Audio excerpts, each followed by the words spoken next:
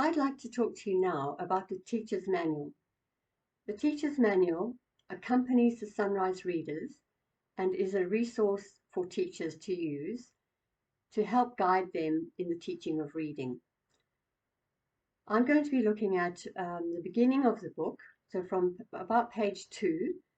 Initially, some of the work we hope has been done before the children get to school. So there are pre-reading exercises described. If you find there are children who maybe have not been to preschool or a nursery school where some of their visual and auditory skills have been improved and stretched, this might be something that needs to be done before embarking on the teaching of reading. So some of those exercises are mentioned across the first few pages in the teacher's manual. The next section is focusing on the basic equipment that is really useful for a teacher to prepare beforehand.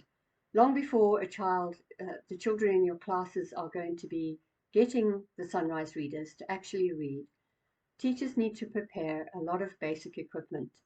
These include flashcards, sentence strips, maybe printing out color posters of the main characters in the books. These are freely available on our blog site, and I'm sure you will be given the contacts and the links of how to find those different things. It will make your life so much easier if you are able to prepare for these ahead of time, so that when you are ready to move into that area, you've got a stack of the different bits and pieces ready to go. It's really important to be prepared ahead of time. So from pages about 6 to 8 is what I'm going to just address now. Basically, our children come to school able to speak the language, able to say sounds, and able to hear them.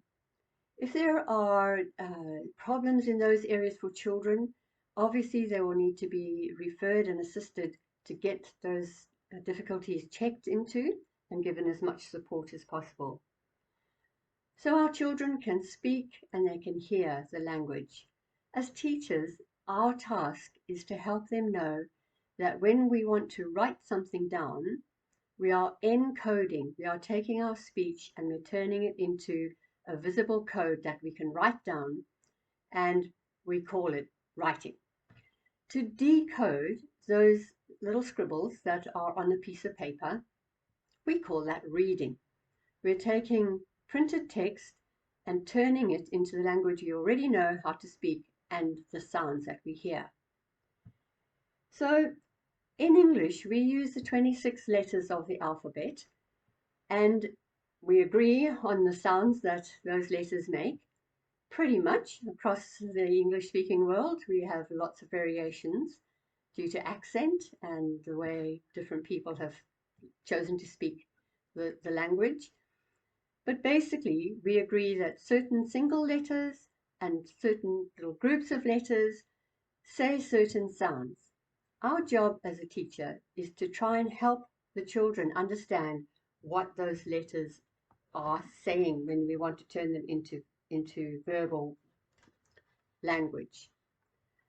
So, at the very beginning, before a child takes a Sunrise Reader book home or gets the book in class, we need to use lots and lots of talk and discussion. The children need to be speaking and hearing the vocabulary long before they look at the word in print or try to write it down for themselves. Use pictures, discuss, predict, get the children to think what has just happened. What do they think is going to happen next? Also, to use visual clues to help the children. In the teacher's manual, there are several words that are described, little clues and memory hooks, such as the word look, where we make two spectacles and we put our fingers up like the letters L and K, and we sometimes if a child is struggling to remember, you can give that visual clue by holding your fingers up and they will hopefully remember the word look. So using visual clues and memory hooks or memory aids is really important. That's described on page 7. We also have used what we call an eclectic approach to the teaching of reading and spelling and writing. By this, we mean we acknowledge that there are a wide range of different approaches to the teaching of reading. And we are not trying to prescribe just one of those. We think that many children will benefit from having a broad range across which they can choose. Our progress has been basically to start with the look and say method, where the children are learning to look at a word, understand what that word is, memorize it, recall it, and using flashcards, matching to pictures, all those kinds of activities, they begin to understand those words. We sometimes call them sight words because the children don't yet have the phonic ability to break down the word into sounds and figure out what the word is saying for themselves. At the same time as we're starting with look and say, where we'll give a child a picture of Tatenda and a flashcard with Tatenda's name on, and they begin to associate the word with the picture. The child's own name is a really good place to start, giving them their own name cards that they recognize how to write their own name. At the same time, we begin to build up the phonic knowledge that the children have. So recognizing that letters of the alphabet say certain sounds at certain times.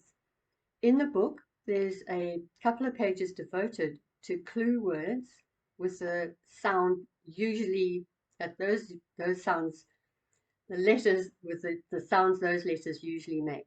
So we might say the letter A says the sound of A when it's in things like apple. But when it's in a word like baby, it is saying, not saying A, it is saying A, and helping the children to know when to use the different sound for the same piece of writing. Gradually over time, and this will probably take at least the first 3 years of a child's education, the child shifts completely from look and say, focusing on sight words, to being able to break down, decode words using their phonic knowledge. So the two go hand in hand, and it is essential to have a really good, strong phonic base in your teaching. Our sight words use flashcards. Excuse me. I would encourage you to put flashcards everywhere in your classroom so that children are seeing text wherever they turn. Put a label on the door saying door.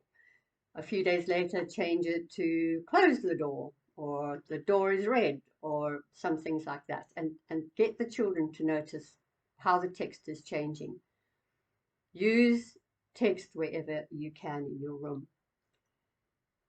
The trick I found with teaching and using sight words and flashcards is to do it little and often. By that I mean a short, very short space of time, literally a minute or two at a time, but maybe 10 times across the morning or the day while the children are at school. So you might do a formal introduction of a word during class time, lesson time, then as they change to go and sit down at their seats, review, refresh, quickly have a rethink, get it repeated in their brains. Then when they're getting ready to go out for playtime, hold up the cards, let them read them. When you go out for PE break, maybe they're going to run around and kick the ball. Take some of the action words like come, go, jump, stop, those kinds of words, and blow the whistle, hold up the word, and the children have to read it and do what the word says. Just before home time, refresh the words again. Remember, go back over the old ones, focus on the new ones. Sentence strips are important because children begin to see that words in isolation are all very well, but then we string them together and they make sentences. Again, guiding the child's eye from moving from left to right, and initially one sentence is only one sentence on a line, but later on in the books the sentence starts to overflow onto a second line. So children need to be on the lookout for punctuation, capital letters, full stops, things like that, that help guide them and help them to know what they are reading. Your sentence strip comes, we've got some of them ready to print for individual use for the children. Make up some big ones that you can use on a class level.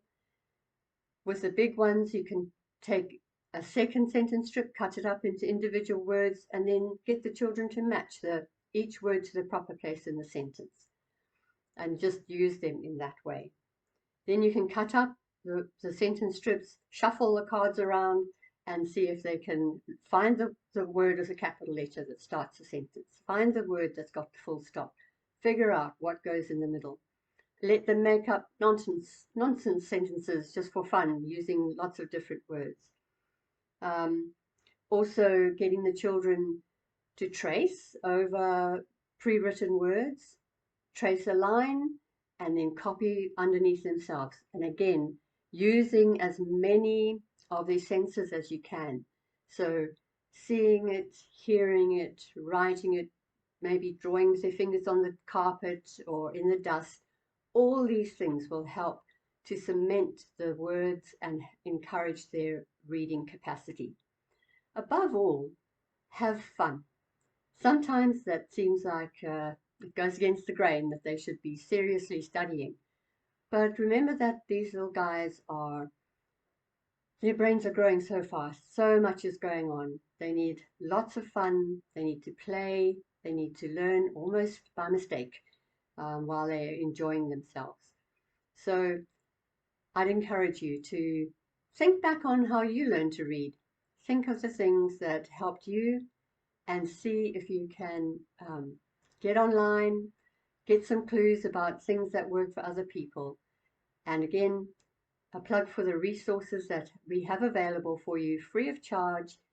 Get them downloaded, print them, and encourage the children to use these before they even get the books in their sticky little hands. But then when they do get the books, you will be working with a child ready to succeed. And there is nothing quite like that joy and glow of succeeding and doing well at something to just boost them onto the next level and the next bit of the experience. So I'm sure that as you look at the teacher's manual, as you discover what's in there, as you have your hands on the books themselves, you will start to put together the different components that make the scheme up. And hopefully you will find that it is an easy task that you are ably assisted in, and that you are more than capable of helping these little ones to get their heads around the joy of learning to read for themselves. Have a good day.